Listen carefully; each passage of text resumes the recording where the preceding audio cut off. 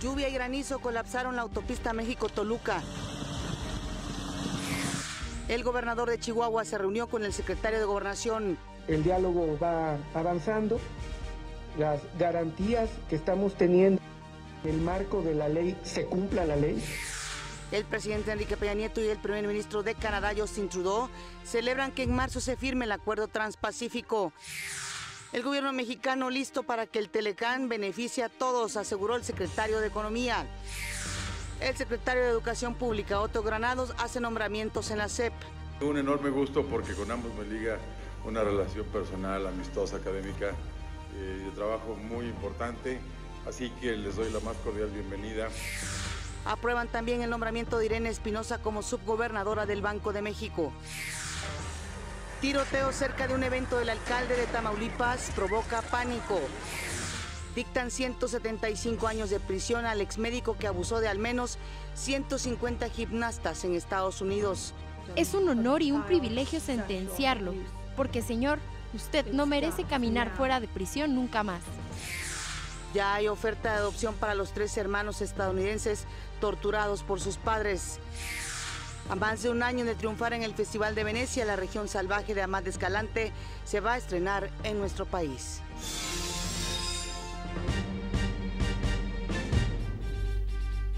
¿Qué tal? Muy buenos días. Qué gusto que nos acompañe en una edición más de México al Día. En este momento, después de la lluvia y el granizo que ayer azotaron a la Ciudad de México y que colapsó la autopista México-Toluca, en este momento la temperatura 8 grados centígrados en la capital del país. Desde aquí, como siempre, un saludo muy, pero muy afectuoso también a quienes nos están viendo en el interior de la República Mexicana. Saludo con gusto, como cada mañana, a mi compañero Omar Cepeda. Omar.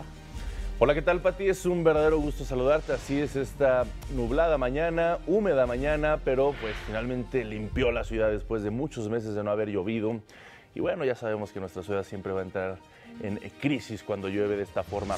Es un placer saludarlo también a ustedes. Muy buenos días. Saludo con mucho gusto a Miguel González, quien se encuentra en la lengua de señas mexicana. Nos permite comunicarnos como cada mañana también con ustedes. Acompáñenos. Este es su informativo. Le tenemos la noticia al día.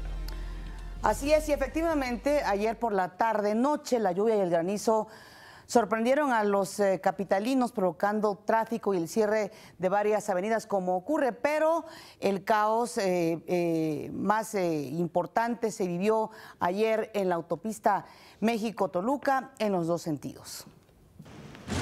La Ciudad de México registró la primera lluvia de este año e incluso granizó en la zona centro.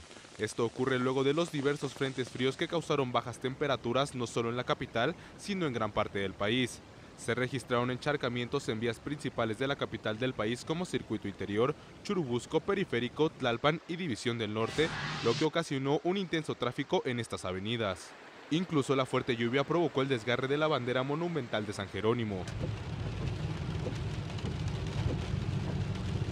La carretera México-Toluca permaneció cerrada hasta altas horas de la madrugada por la fuerte caída de granizo en la zona de hasta 15 centímetros. Personal de la Secretaría de Comunicaciones y Transportes trabajó varias horas para poder liberar la carretera.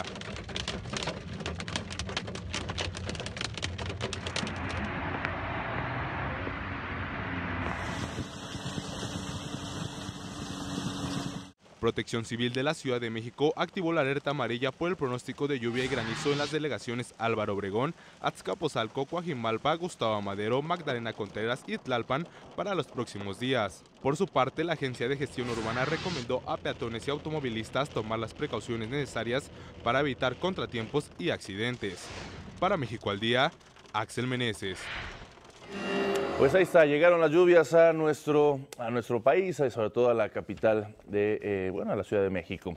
En otros temas, el secretario de Gobernación, Alfonso Navarrete Prida, se reunió con el gobernador de Chihuahua, Javier Corral.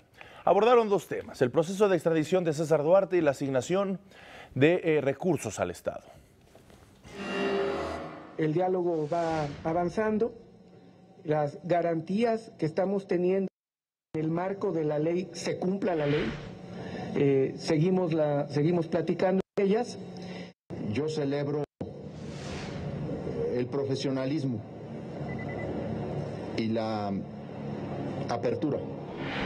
y la seriedad con la que hemos conversado el secretario de Gobernación y un servidor esta mañana, pues no hace más que ratificar lo que yo ya les he dicho a ustedes. Hemos venido aquí confiados en una interlocución seria y hemos encontrado la disposición de diálogo y una seriedad en el tratamiento de los asuntos. También se acordó fortalecer el apoyo federal en materia de seguridad a Chihuahua. Dentro de nuestras condiciones y facultades civiles, vamos a entrar a juntos procurar mejores niveles de seguridad en el estado de Chihuahua. Vamos a fortalecer las operaciones en Chihuahua. Ya hay allá 250 elementos de la Policía Federal actuando en operativos conjuntos. Hoy, esta madrugada, hemos tenido resultados muy importantes en la detención de varios sicarios en la sierra y vamos a reforzar esa colaboración. El presidente Enrique Peña Nieto y el primer ministro de Canadá, Justin Trudeau, celebraron que en marzo se firme el Tratado Amplio y Progresista de Asociación Transpacífico, mejor conocido por sus siglas en inglés como el TPP, junto con otros 9 países. El presidente Peña dijo que este tratado va a permitir a nuestro país una mayor integración, particularmente en la región Asia-Pacífico. Ambos líderes conversaron vía telefónica y reiteraron su convicción de trabajar por un tratado de libre comercio de América del Norte que también beneficie a los 3 países de la región. Y en este mismo contexto, el secretario de Economía, Alfonso Guajardo, habló sobre la renegociación del Tratado de Libre Comercio de América del Norte. Aseguró que nuestro país está listo para trabajar con Estados Unidos y Canadá y de esta forma llegar a un acuerdo que beneficie a los 3 países. Si se lee la posición que está tomando la administración de Estados Unidos, esta negociación debería estar terminada cuando tengamos un buen trato. Eso puede ocurrir en cualquier momento desde marzo, principios de marzo, o puede ocurrir en julio. Dependerá de nuestra capacidad para lograr un buen acuerdo. México está listo para trabajar de manera constructiva para lograrlo. El primer ministro canadiense, Justin Trudeau, también habló sobre esta 6ª ronda de renegociación del Tratado de Libre Comercio de América del Norte. Estamos trabajando muy duro para asegurarnos de que nuestro vecino del sur reconozca qué tan bueno es el Tratado de Libre Comercio de América del Norte y los beneficios no solo para nuestra economía, sino para su economía y la economía del mundo. Con el tema de reglas de origen, telecomunicaciones y medidas disconformes, se llevó a cabo el segundo día de trabajo, por cierto, de la 6ª ronda de renegociaciones del Tratado de Libre Comercio de América del Norte. El jefe del Grupo Negociador de México del Telecán, Kenneth Smith, dijo que platicó sobre la propuesta estadounidense de incrementar estas reglas de origen de 62.5% a 85% y que de ese total el 50% sea estadounidense. El secretario estadounidense de Comercio, Wilbur Ross, hace apenas unas horas dijo que ve buenas posibilidades de que las negociaciones sobre el Telecán lleguen a buen término, pero también alertó que hay límites a las concesiones posibles. Los discursos, por fortuna, están cambiando en los funcionarios estadounidenses, impulsados principalmente por Donald Trump. Todos preferirían, dijo Wilbur Ross, que haya un tratado satisfactorio para las 3 partes. Aún así, dejó claro que si no es un acuerdo que le guste al presidente Donald Trump, entonces lo dejará. Un total de 25 cámaras de comercio de Estados Unidos, México y Canadá pidieron a sus respectivos gobiernos mantener el Telecán. Argumentaron que el comercio entre los 3 países creció más de 400% desde que el Telecán entró en vigor y cancelarlo pondría en riesgo 19 millones de empleos y el futuro en riesgo de muchas empresas. Negaron que el tratado perjudique a Estados Unidos, como lo asegura Trump, ya que las inversiones canadienses en ese país pasaron de menos de 40 mil millones de dólares a casi 400 mil millones de dólares. Así las cosas. Vamos a hacer una pausa. Le recuerdo que usted ve México al Día.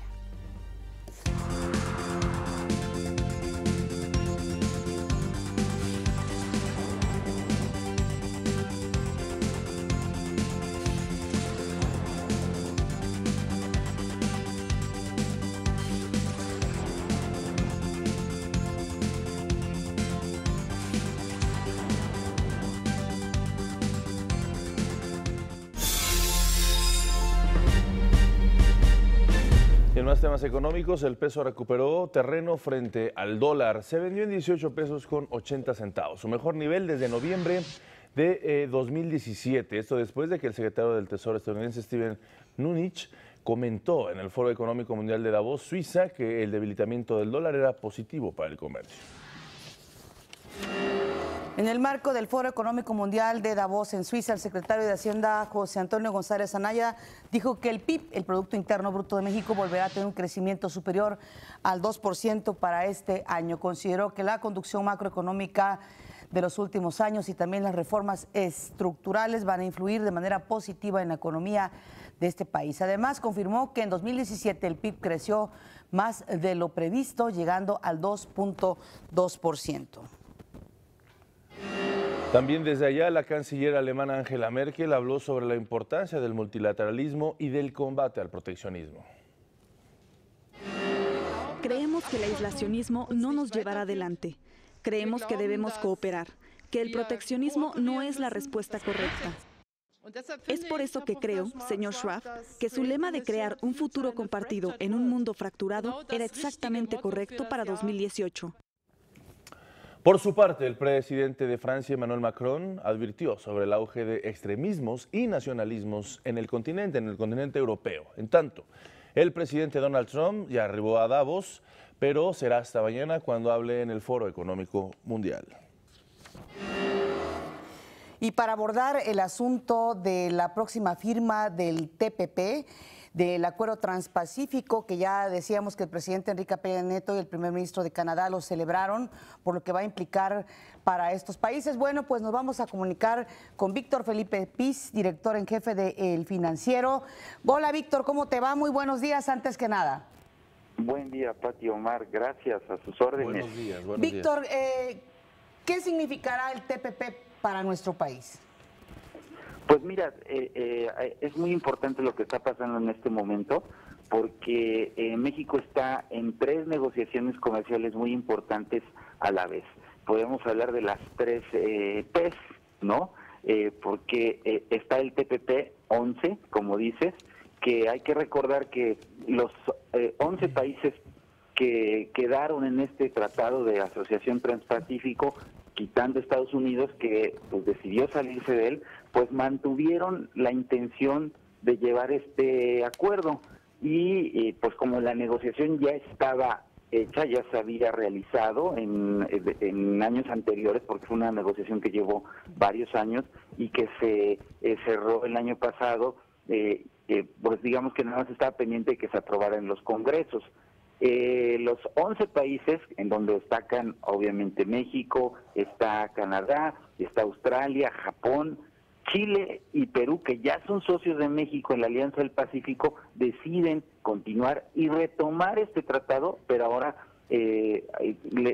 con una nueva, digamos, una nueva versión, le llaman un tratado, un acuerdo ampliado y finalmente pues cierran la negociación sin Estados Unidos y se va a firmar ahora en Chile en marzo. Esa es la expectativa. Y te decía, 3 tratados muy importantes, porque está la negociación del Tratado de Libre Comercio de América del Norte con Estados Unidos y Canadá, y también el Tratado de Libre Comercio que tiene México con la Unión Europea, que también está ahora en su 8ª ronda de conversaciones. En ese sentido, Víctor Felipe, pues México se inserta en las demandas que en este momento el mundo busca para diversificar precisamente el comercio, diversificar otras zonas y no necesariamente buscar una sola como antes se tenía muy concentrada, que era con América del Norte. Efectivamente, es parte de la estrategia de diversificación comercial de México para no depender solamente de un tratado, de una región que es muy importante y que evidentemente tiene una concentración del comercio exterior de México, como es América del Norte, Estados Unidos y Canadá, pero pues México le ha apostado a esta estrategia de la diversificación comercial con otros bloques y obviamente pues es una manifestación también de que México y otros países pues están contra el proteccionismo y el nacionalismo al que hacían referencia ahora, que fue tan criticado en esta jornada de ayer en el Foro Económico Mundial de Davos. Víctor, hay una especie de flexibilización por parte de Estados Unidos en torno a las renegociaciones del Telecán. ¿Es así la lectura o cómo lo ves tú? Pues mira, es que es muy difícil saberlo porque el presidente Trump dijo que él podría ser flexible durante la negociación porque entendía que México estaba en un, por enfrentar un proceso electoral y sabía que en medio de un proceso electoral pues no se podían obtener muchas cosas. Aquí la pregunta es que se hace uno, o que tendría que hacerse uno es, si eso es ser flexible, imagínate si no lo fuera. La verdad es que la negociación pues está... En la parte técnica creo que está muy bien encaminada, muy bien encarrilada, va bien, hay temas obviamente complicados que hacen difícil la negociación, hay otros en los que se ha avanzado porque hay más consensos, pero cuando hablas de la parte política, pues la verdad es que ahí no se sabe porque depende de la voluntad del presidente Trump y la verdad es que si él decide que en un momento dado se quiere retirar del tratado y hace lo que se llama la invocación del artículo 2205 pidiendo la salida de Estados Unidos, pues eso puede pasar en cualquier momento independientemente de la negociación. Pero bueno, hasta este momento está la sexta ronda de negociaciones en Montreal, termina el lunes con la reunión ministerial y habrá que ver qué anuncian los ministros de comercio ahí al final y para cuándo vendría la siguiente ronda. Pero bueno, insisto, en la parte política pues siempre la negociación pues estará digamos sujeta a los comentarios y a las opiniones que dé el presidente de Estados Unidos sobre el tratado, ¿no? Que ha venido criticando pues constantemente. Claro. Finalmente, Víctor, y de forma muy breve, este acuerdo también, este Tratado de Libre Comercio con la Unión Europea, también va por buen camino. Sí, va por buen camino. Creo que ahí hay una pues expectativa optimista de que se cierre en los próximos meses. Sería el segundo acuerdo que se cierre de México con otra región. No se pudo cerrar en diciembre como se tenía la expectativa, pero es muy probable que en los próximos meses ya se cierre. Muy bien, muchísimas gracias Víctor Felipe Piz por haber estado con nosotros, editor en jefe de El Periódico El Financiero. Un fuerte abrazo, excelente día. Gracias Omar, Tati, buen día. Hasta luego. Buen día. Vamos a hacer una pausa, regresamos.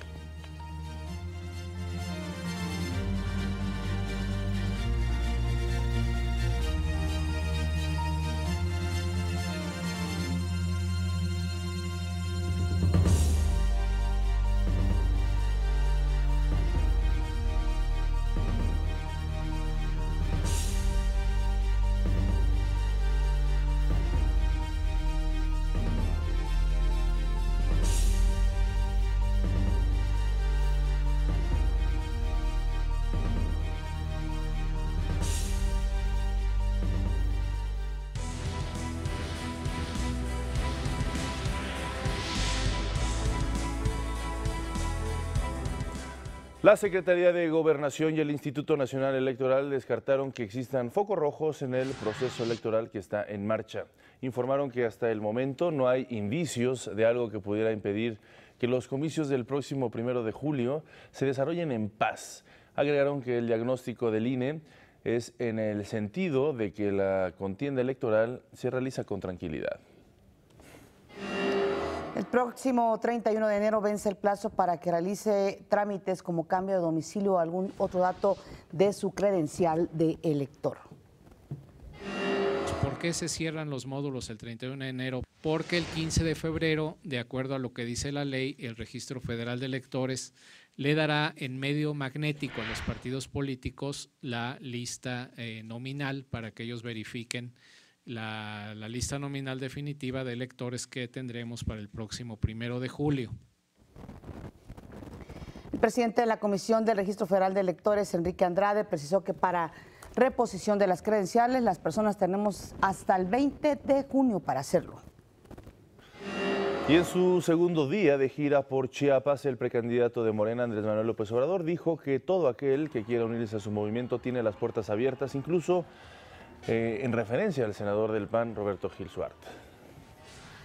Estamos llamando a la unidad de mujeres, de hombres de buena voluntad que quieran ayudar para triunfar y para transformar a México. ¿Ha tenido contacto con No. Yo creo que se están dando cuenta los ciudadanos y más los que tienen alguna experiencia política. Este jueves, Andrés Manuel López Obrador continuará su gira por Chiapas, donde visitará los municipios de Tuxtla Chico, Tuzatán y Pijijiapan. En Acapulco, Ricardo Anaya, precandidato de la Coalición por México al Frente, tuvo un encuentro con militantes. Dijo que entre sus propuestas está la de aplicar la muerte civil a los servidores públicos que cometan actos de corrupción.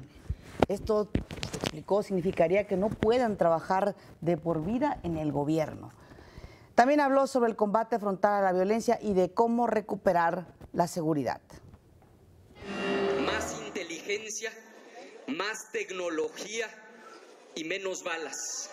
Cuando digo más tecnología, me refiero a cámaras de videovigilancia, arcos detectores, toda la inteligencia del Estado para desmantelar a las organizaciones criminales, no solamente para descabezarlas. Hoy Ricardo Anaya tendrá un encuentro con militantes del PAN en la Facultad de Derecho de la Universidad Autónoma de Querétaro. El precandidato del PRI, José Antonio Meade, presentó una iniciativa de ley para combatir la corrupción. La entregó a legisladores de los 3 partidos que integran su coalición para que le den proceso. El documento tiene 3 elementos centrales. 1, recuperar el dinero, las propiedades y todos los bienes desviados para canalizarlos a un Fondo Nacional de Becas. 2, aumentar las penas a los funcionarios públicos deshonestos. Y 3, volver obligatoria la certificación patrimonial para los altos funcionarios y legisladores. Esta es una iniciativa sin precedente. Reitero, la lucha contra la corrupción debe ser un esfuerzo corresponsable y unido. Cerraremos filas contra la corrupción. Al mismo tiempo, recuperaremos la grandeza de México porque somos más los buenos y eso todos lo sabemos. Luego de presentar su iniciativa anticorrupción, José Antonio Meade viajó a Morelia, Michoacán, donde sostuvo un encuentro con la militancia de su coalición. Este día, hoy jueves, José Antonio Meade sostendrá un encuentro con militantes del PRI en el Gran Salón de Villahermosa del Parque Tomás Garrido, en la capital de Tabasco. Y estas las actividades de los independientes. Margarita Zavala estuvo en Nuevo León, donde encabezó un encuentro con estudiantes de la Universidad CEU Monterrey. Ahí dijo que un México con jóvenes preparados es clave para un futuro en el que también haya más mujeres profesionistas. Dijo también que va a defender la seguridad de este sector. Yo sí les quiero decir, yo voy a defender a las mujeres, por las razones que sean, pero de seguridad estoy convencida de que puedo hacerlo. Y conmigo van a contar. Armando Ríos Peter estuvo en Aguascalientes, donde también ahí continuó con su recolección de firmas. Fue acompañado por Jorge Cosca, aspirante independiente al Senado por Aguascalientes. Jaime Rodríguez Calderón dijo en su cuenta de Twitter que ya solo le faltan 100 firmas para cumplir la meta y aparecer ya en la boleta. Vamos a nuestro primer resumen.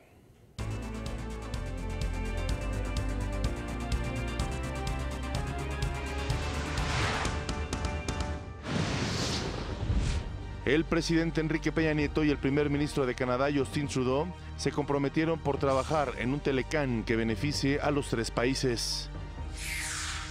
25 cámaras de comercio de Estados Unidos, México y Canadá pidieron a sus respectivos gobiernos mantener el Tratado de Libre Comercio.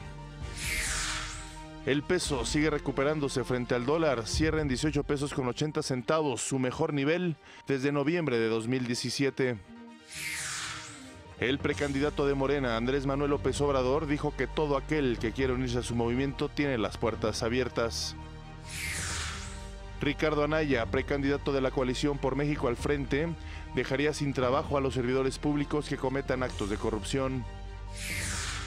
El precandidato del PRI, José Antonio Meade, presenta una iniciativa de ley para combatir la corrupción. Más adelante, noticias internacionales, 6 de cada 10 estadounidenses rechazan el muro fronterizo de Donald Trump. Elton John anuncia su gira de despedida.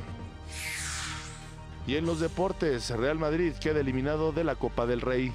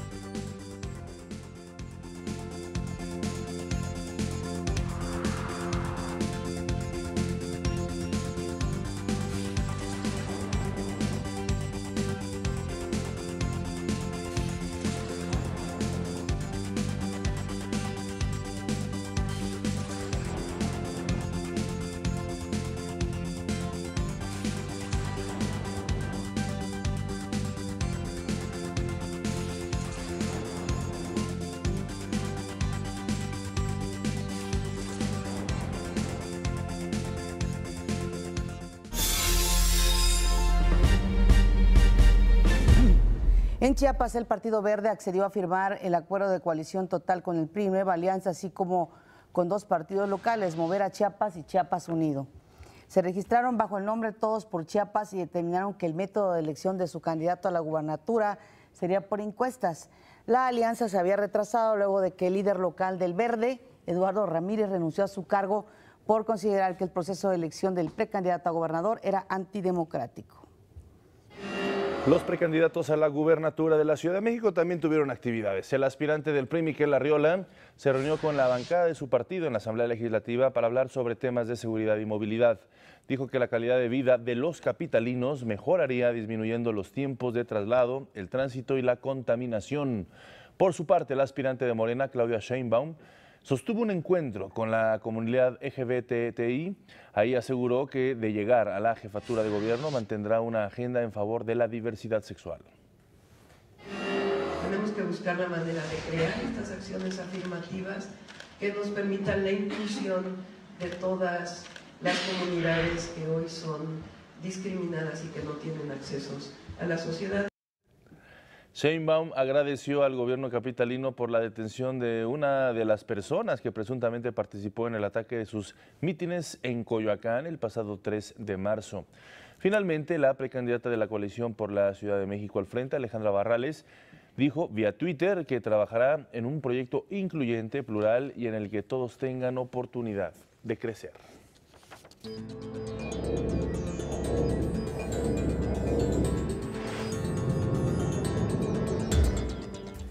Vea usted esta historia. Lawrence Larry Nassar, ex médico estadounidense, fue sentenciado a 175 años de prisión por abusar sexualmente de al menos 150 gimnastas durante 30 años. La pregunta que muchos se hacen, y bueno, ¿quién de los que estaban ahí en esta federación, quién pudo ver y no vio?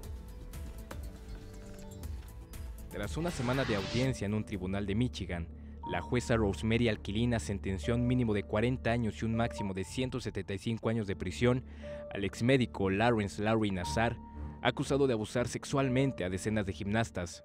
Es un honor y un privilegio sentenciarlo, porque señor, usted no merece caminar fuera de prisión nunca más. Durante la audiencia, la jueza Alquilina también dirigió algunas palabras para las víctimas. He dicho lo que tengo que decirles a las víctimas. Solo tengo algo más que decir. Ya no son víctimas, son supervivientes, son muy fuertes y me he dirigido a ustedes individualmente. Larry Nassar estuvo ligado al equipo médico de la Federación Estadounidense de Gimnasia por casi 3 décadas y atendió a campeonas mundiales y a multimedallistas. El escándalo se destapó en 2016 cuando la declaración de la exatleta Rachel D. Hollander, quien denunció haber sufrido abusos cuando solo tenía 15 años de edad. Esto ayudó a que más de 120 mujeres realizaran acusaciones en contra del médico, argumentando haber pasado por situaciones parecidas. Varias de ellas dijeron que sufrieron esos abusos incluso durante competencias y se presentaron denuncias de agresiones a niñas de hasta 12 años de edad. Talentos de la talla de Simone Biles, Ali Reisman, Michaela Maroney y Gabby Douglas fueron algunas de sus víctimas.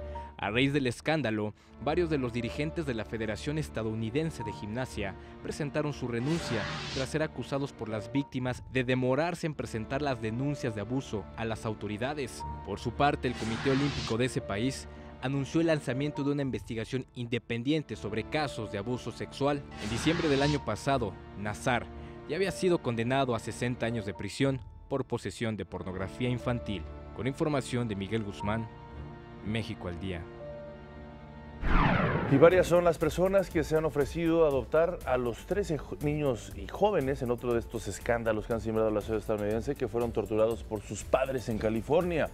Muchas de las ofertas incluyen acoger a las 13 víctimas, tomando en cuenta que aún hay mucho que decidir en la corte.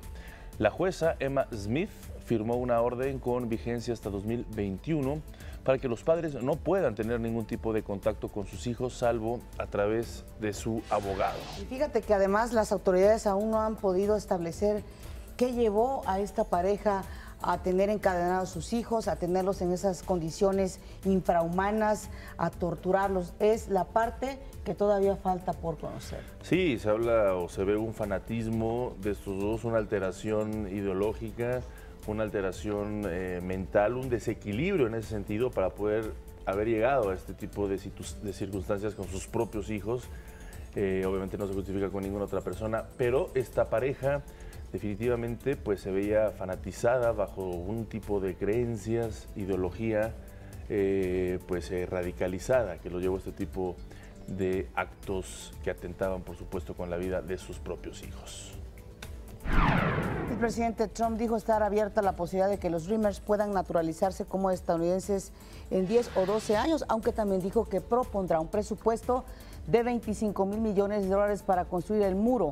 Sarah Huckabee, secretaria de prensa de la Casa Blanca, anunció que el lunes se van a dar a conocer los lineamientos que representan una solución negociada que pueden respaldar los miembros de ambos partidos, los demócratas y republicanos. La Casa Blanca dijo que la hoja de ruta daría una solución permanente a todos aquellos que fueron nombrados o amparados por el DACA. El Senado tiene hasta el 8 de febrero para poder llegar a un acuerdo final. 6 de cada 10 estadounidenses rechazan el plan del presidente Donald Trump de construir el muro en la frontera con México. Así lo reveló un sondeo de The Washington Post y la cadena ABC. Además, 9 de cada 10 favorecen legalizar a los jóvenes inmigrantes. La encuesta arrojó que un 63% de los adultos cree que el plan del muro es una mala idea. Respecto al DACA, 87% de los estadounidenses apoyan la permanencia de los Dreamers que ya hayan completado la preparatoria o el servicio militar y no cuenten con antecedentes penales. El gobierno de Estados Unidos impuso nuevas sanciones económicas contra 9 empresas, entre ellas 2 chinas y 16 personas, varios de ellos radicados en Rusia y China, por su respaldo al programa nuclear de Corea del Norte y las violaciones de las resoluciones de la ONU. En Brasil, un juzgado de Porto Alegre ratificó y aumentó a 12 años de prisión la condena en contra del expresidente Luiz Inácio Lula da Silva, acusado de corrupción y lavado de dinero. Son hechos lamentables. Como dijo el juez João Pedro Gebran Neto, son hechos que manchan la reputación de su excelencia, pero son hechos concretos que sucedieron, y por eso debería haber un proceso judicial. Con esta decisión, la candidatura de Lula da Silva para las elecciones presidenciales de octubre próximo está en riesgo, a pesar de que se presenta como favorito en los sondeos. El exmandatario aún puede apelar la ratificación de su condena. Vamos a una pausa, regresamos con más información nacional.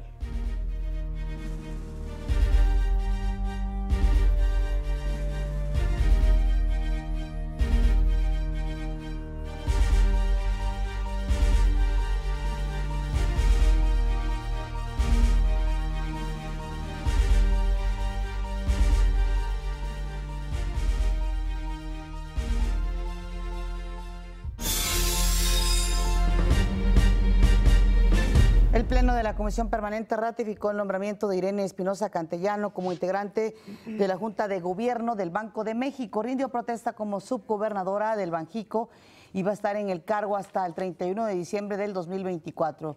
Espinosa Cantellano terminará el periodo para el cual fue designado originalmente Alejandro Díaz de León, quien el 28 de noviembre fue nombrado gobernador del Banco de México en sustitución de Agustín Carstens. Los legisladores aprobaron los nombramientos en la Subsecretaría de Hacienda y Crédito Público a Miguel Mesmacher y en la Subsecretaría de Ingresos a Alberto Torres García. Ella es la primera mujer en tener ese cargo en el Banco de México.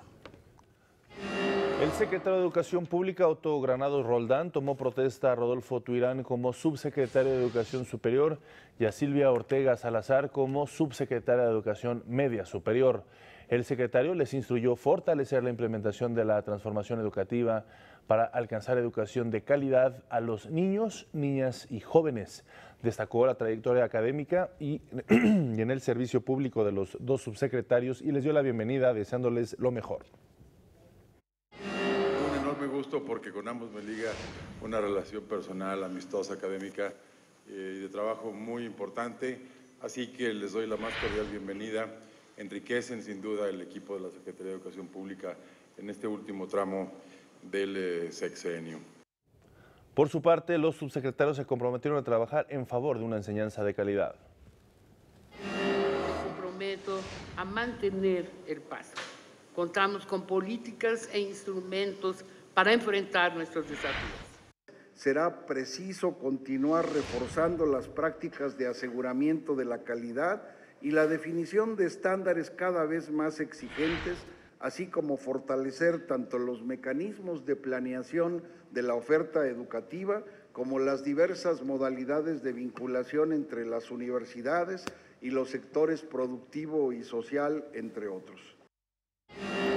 La evaluación de los maestros ha dejado resultados y gracias a los conocimientos cada vez más docentes tienen una plaza, pero sobre todo mejores condiciones salariales.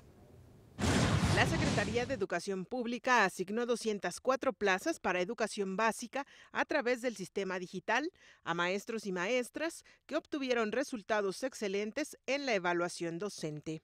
Es asegurar que los mejores docentes sean parte central del sistema educativo nacional, al estimular y reconocer su esfuerzo y sus competencias.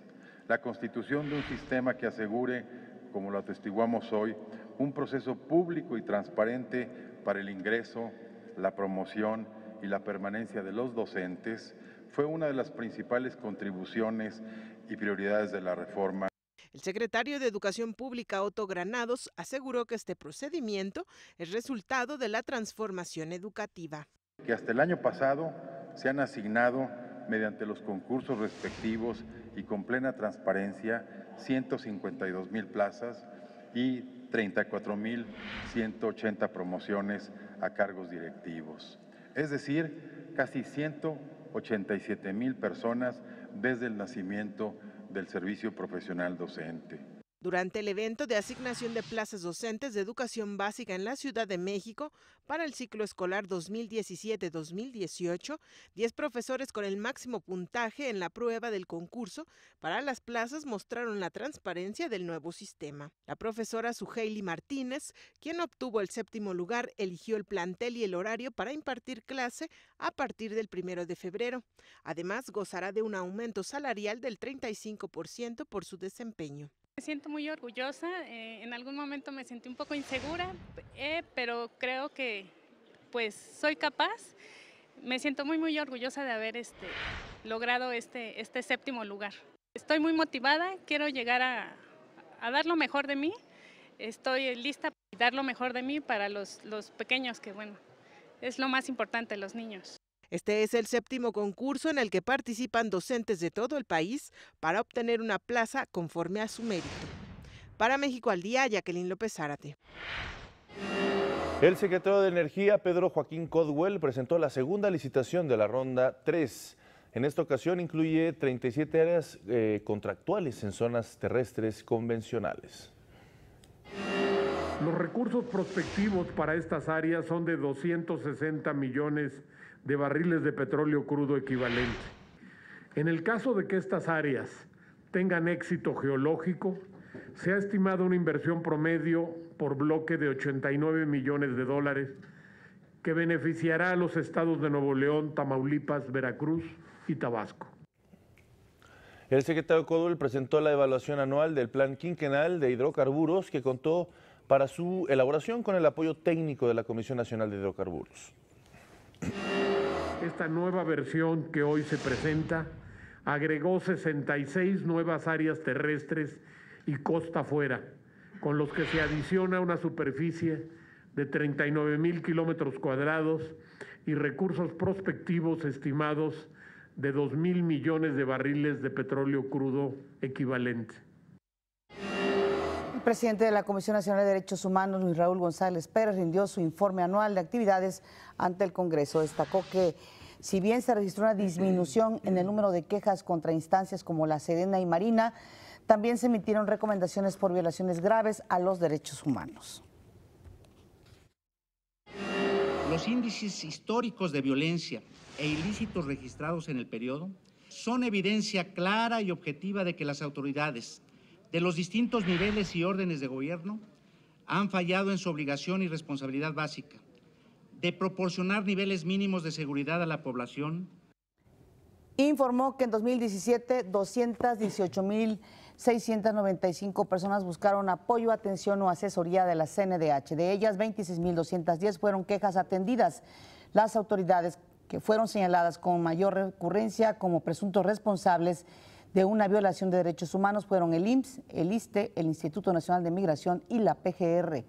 En cuanto a entidades federativas, la Ciudad de México, el Estado de México, Veracruz, Chiapas y Jalisco obtuvieron más denuncias en el país. Durante el informe también aprovechó para reconocer los trabajos de los legisladores, principalmente por la aprobación de la Ley General sobre Desaparición Forzada, pero lamentó que en contraste se haya aprobado la Ley de Seguridad Interior.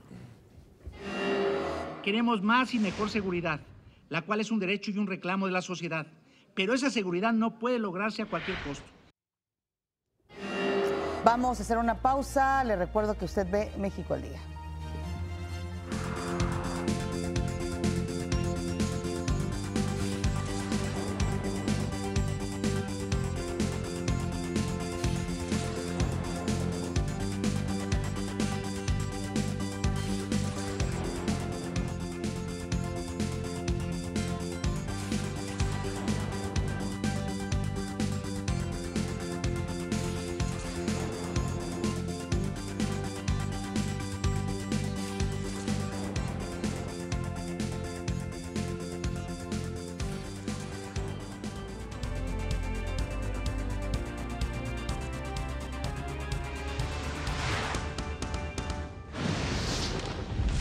La lluvia y el granizo provocan el cierre de la carretera México-Toluca. El secretario de Hacienda, José Antonio González Anaya, afirmó que el Producto Interno Bruto de México volverá a tener un crecimiento superior al 2% en este 2018. En Chiapas, el Partido Verde firmó un acuerdo de coalición total con el PRI y Nueva Alianza. El Pleno de la Comisión Permanente ratificó el nombramiento de Irene Espinosa Cantellano como integrante de la Junta de Gobierno de Banjico. Más adelante, en noticias internacionales, en Brasil un juzgado de Porto Alegre aumentó a 12 años de prisión la condena en contra del expresidente Luis Inácio Lula da Silva. Más adelante, el Papa Francisco lanzó una advertencia sobre la tentación de las fake news. Y en los deportes, a los 78 años, falleció una de las leyendas del béisbol mexicano, Ramón "El Diablo" Montoya.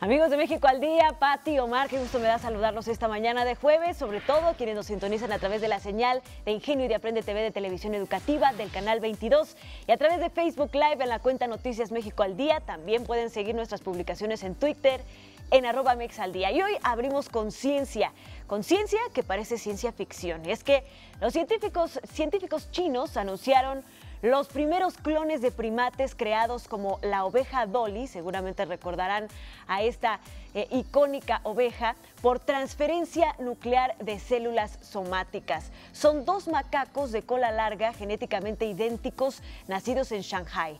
Los investigadores bautizaron a los recién nacidos como Shong Shong y Wawa, nacidos hace 8 y 6 semanas respectivamente. Shong Shong y Wawa son clones de los mismos fibroblastos fetales de macacos. También se usaron células de donante adulto, pero esos clones solo vivieron durante unas pocas horas después del nacimiento. El primer autor de este trabajo, Sheng Liu, investigador postdoctoral, pasó 3 años practicando y optimizando este procedimiento que ahora se da a conocer. Y bueno, por supuesto hay que tomar con mucha cautela todos estos anuncios científicos. Ha habido mucha controversia acerca de las clonaciones anteriormente y sobre todo también los dilemas éticos que implica este tipo de procedimientos científicos. Sin embargo, pues sí, son reales, están sucediendo y es importante que sepamos y nos cuestionemos al respecto. Y ahora hablemos de las bien o mal nombradas fake news, porque Reporteros Sin Fronteras mostró su oposición al plan de la red social Facebook para luchar contra estas noticias falsas, por el que los propios usuarios, recordemos, aquí lo comentamos, los propios usuarios de la plataforma valorarán y clasificarán a los medios de comunicación en función de la confianza que les suscitan o que les provocan. El secretario general de Reporters Without Borders o Reporteros Sin Fronteras, Christophe Deloire, dijo que el periodismo es un trabajo de investigación que está basado en rigurosos métodos de verificación de hechos y que decir que la verdad debería basarse en las encuestas o en las opiniones de los consumidores, pues es alarmante. Mark Zuckerberg, recordemos, anunció el pasado viernes el proyecto piloto para combatir la desinformación en esa plataforma, por el que los medios que obtengan una mejor nota entre los usuarios ocuparán unos lugares más visibles en esta web, en esta red social. Sin embargo, Reporteros Sin Fronteras consideró que es difícil de creer que los usuarios sean los más objetivos para decidir qué fuentes de información son más confiables. ¿Ustedes qué opinan? ¿Deberían de ser los usuarios los que digan esto o quién debería de regular esta situación? Seguimos haciéndonos la pregunta. ¿Debe ser Facebook? ¿Debe ser el Estado? ¿Un organismo nuevo creado para esto? Pues ahí está la polémica entre los medios que reclaman ser objetivos y los usuarios de las redes que están siendo desinformados. Y hablando de fake news, pues una situación bastante curiosa. El Papa Francisco, que siempre rompe todos los esquemas, lanzó una advertencia este miércoles sobre la tentación de las fake news, de las noticias falsas, recordando que, en su opinión, los argumentos falaces de la serpiente que incitó a Eva a morder la manzana fue la primera información falsa de la historia. En su mensaje anual sobre la comunicación, el Papa abordó ampliamente los argumentos engañosos de la serpiente en el episodio bíblico, presentándolo como la primera fake news. Desde el inicio de los tiempos se ha de desenmascarar lo que se podría definir como la lógica de la serpiente, capaz de camuflarse en todas partes y morder. Así lo advirtió el sumo pontífice. El Papa agregó que, frente a esta amenaza, el antídoto más eficaz contra el virus de la falsedad es dejarse purificar por la verdad. Así que, pues ahí está la recomendación del Papa de cómo deshacernos de las fake news. Esta es la información. Que tengan excelente jueves.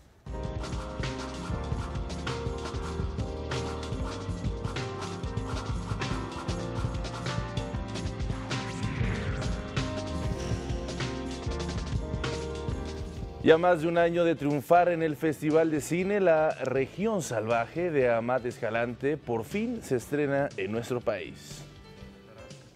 Inspirado en un par de casos publicados en la prensa amarillista, el filme es la primera incursión del cineasta mexicano en el género de la fantasía y el terror.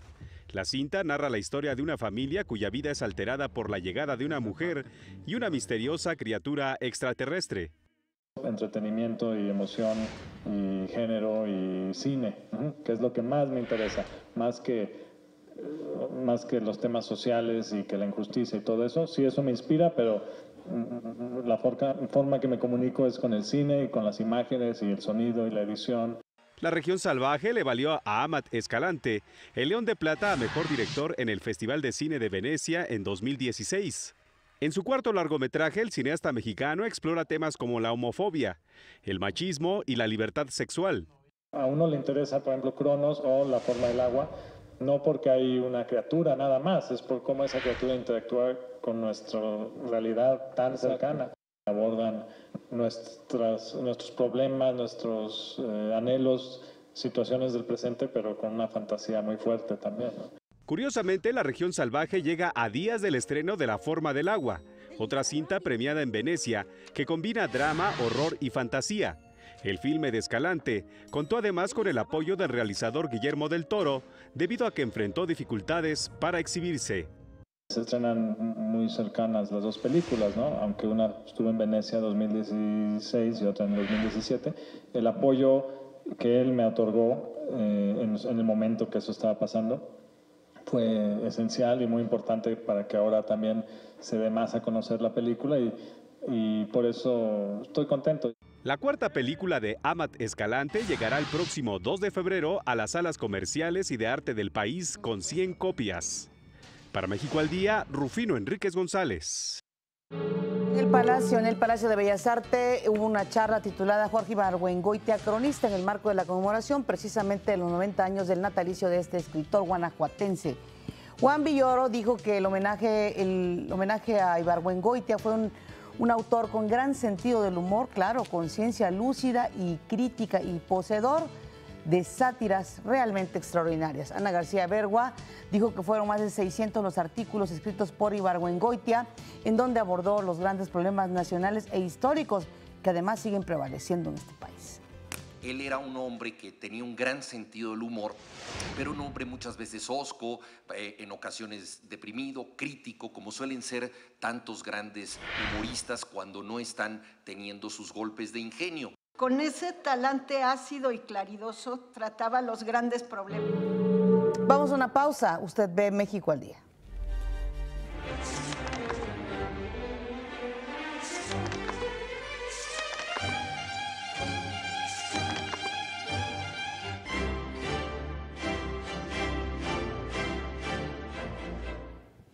Jueves y continuamos la cultura. Qué mejor que celebrar este aspecto fundamental de nuestra vida. Con una visita muy especial nos acompaña en el estudio el doctor Felipe Ávila, él es director adjunto de Servicios Históricos del Instituto Nacional de Estudios Históricos de las Revoluciones de México, con quien hablaremos de las diversas actividades con las que cuenta este instituto a lo largo del año, enero, así que tenemos muy bien el espacio para poder prever qué nos espera en esta institución. Muy buenos días, doctor. Gracias por estar con nosotros. Gracias por estar aquí, doctor. Gracias por invitarnos. Pues una importante institución. Primero, antes de hablar de los eventos, me gustaría que nos diera un panorama general de lo que es esta institución, qué abarca, sus objetivos, para que el público asuma bien lo que significa. Sí, cómo no. El Gracias. Instituto Nacional de Estudios Históricos de las Revoluciones de México fue fundado en 1953 durante el gobierno de don Adolfo Ruiz Cortines. Inicialmente tenía por objetivo recopilar todo el material que existía disperso en muchos lugares acerca de la Revolución Mexicana. Originalmente era un instituto dedicado al estudio de la Revolución Mexicana de 1910-1920. Hubo un patronato muy importante que fue el creador de esta institución, con grandes intelectuales revolucionarios como Luis Cabrera, como Antonio Díaz Soto y Gama, que se dedicaron a hacer una especie de recopilación, de compra de archivos, de publicación de libros. Desde un principio se dedicó sobre todo a difundir la historia de la Revolución Mexicana, adquiriendo los archivos, los documentos, los materiales que estaban dispersos en la República y elaborando conferencias, actividades académicas, pero también publicando libros. A lo largo de los años, durante los primeros 30 años de este instituto, fue dirigido por don Salvador Azuela. Él se encargó de crear una biblioteca constitucional, que es una de las fuentes más importantes para el conocimiento de la historia de la Revolución Mexicana.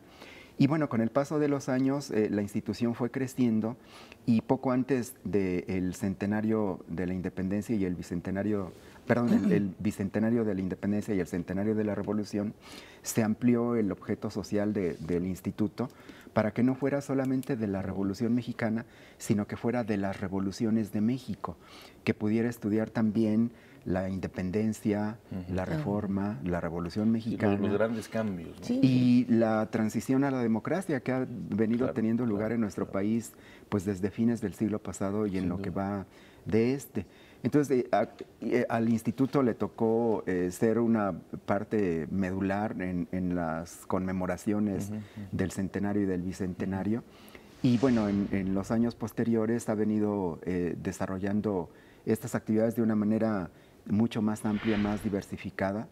En esta administración en particular, bajo la dirección de la doctora Patricia Galeana, pues ha ampliado de manera significativa sus actividades. Tenemos una gran cantidad de actividades culturales y académicas.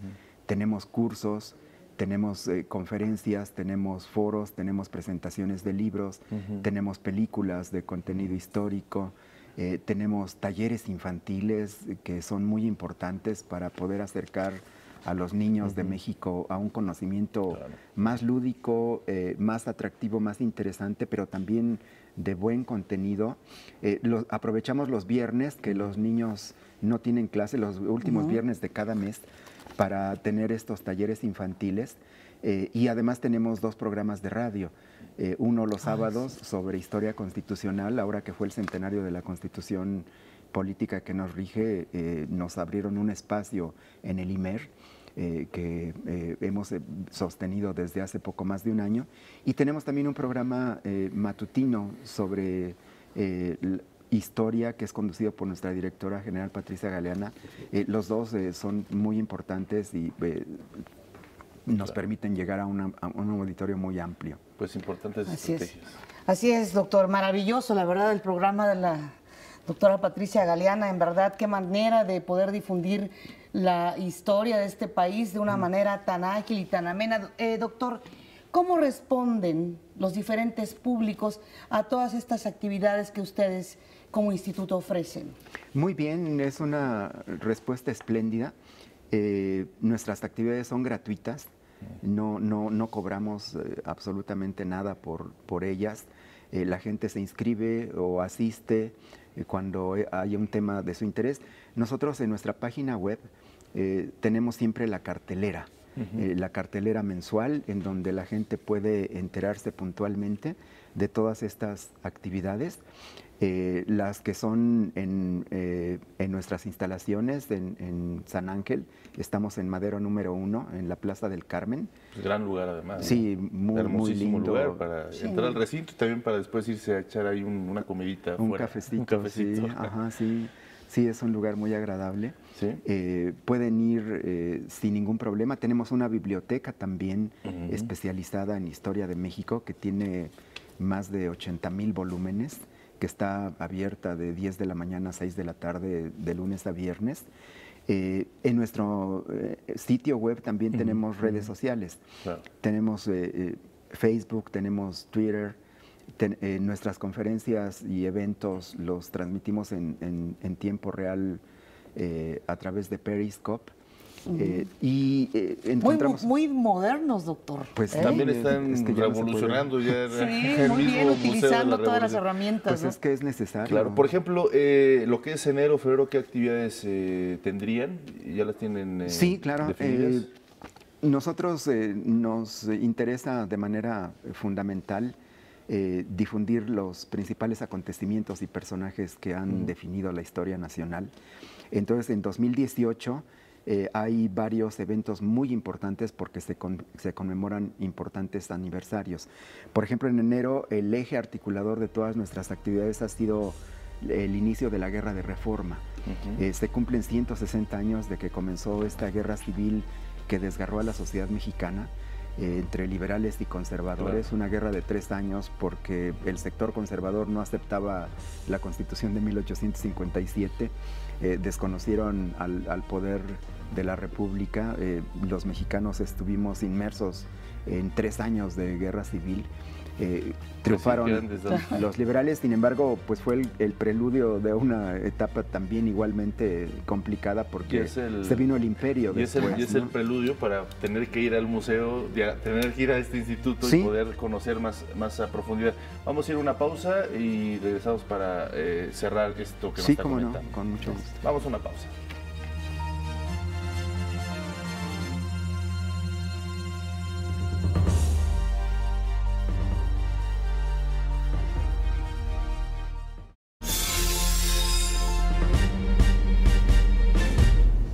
Con el doctor Felipe Ávila. Así es. Doctor Ávila, los eventos más importantes que tiene el instituto.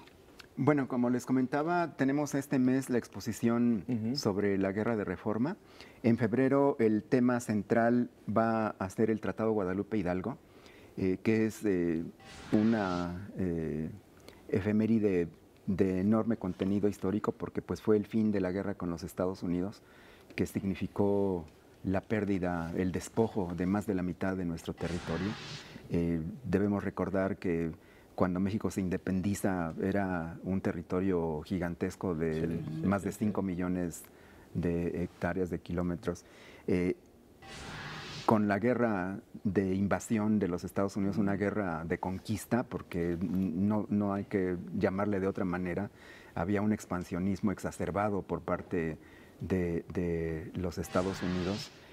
Nos invadieron, nos derrotaron, nos mutilaron más de la mitad de nuestro territorio, y en febrero se cumplen justamente 170 años del Tratado de Guadalupe Hidalgo, que legalizó ese despojo, ¿no? Y que es algo que... ¿Y estos temáticas son por medio de exposiciones? Hay una exposición, tenemos una conferencia sobre el Tratado de Guadalupe Hidalgo, tenemos otra conferencia sobre las relaciones de México y Estados Unidos en la primera mitad del siglo XIX, tenemos una mesa redonda sobre México ante el expansionismo territorial de los Estados Unidos, tenemos un taller para niños que también va a hablar sobre esta guerra entre México y los Estados Unidos, y además comenzamos nuestro primer curso, que vamos a hacer un recorrido por 200 años de historia diplomática de México. Correcto. Son 6 módulos, la gente se puede inscribir y obtiene una constancia académica al finalizar cada ciclo. Entonces, pues creo que son actividades interesantes que muy le pueden... interesantes. Pues muchísimas gracias, doctor. Gracias, doctor. Felipe Ávila, director adjunto de Servicios Históricos del Instituto Nacional de Estudios Históricos de las Revoluciones de México. Gracias por estar con nosotros, platicarnos esta interesantísima propuesta para Gracias los por mexicanos. invitarnos. Al contrario, gracias. Este jueves a las 12:30 horas, el presidente Enrique Peña Nieto entregará la ampliación de la autopista Arco Norte, tramo Atlacomulco en Jilotepec, esto en el Estado de México. Y ahora vamos al resumen.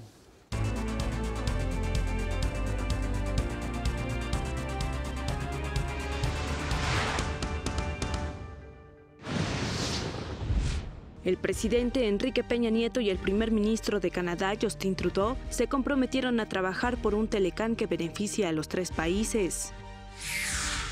El peso se sigue recuperando frente al dólar. Cierra en 18,80 centavos, su mejor nivel desde noviembre de 2017. La lluvia y el granizo provocan el cierre de la carretera México-Toluca. En entrevista con Víctor Felipe Piz, director en jefe de El Financiero, nos habló sobre la firma del Acuerdo Transpacífico de Cooperación Económica. Deciden continuar y retomar este tratado, pero ahora con una nueva, digamos, una nueva versión, le llaman un tratado, un acuerdo ampliado, y finalmente pues cierran la negociación sin Estados Unidos y se va a firmar ahora en Chile. En noticias internacionales, Lawrence Larry Nassar, exmédico estadounidense, fue sentenciado a 175 años de prisión por abusar sexualmente a al menos de 150 gimnastas. Y en los deportes, Real Madrid queda eliminado de la Copa del Rey.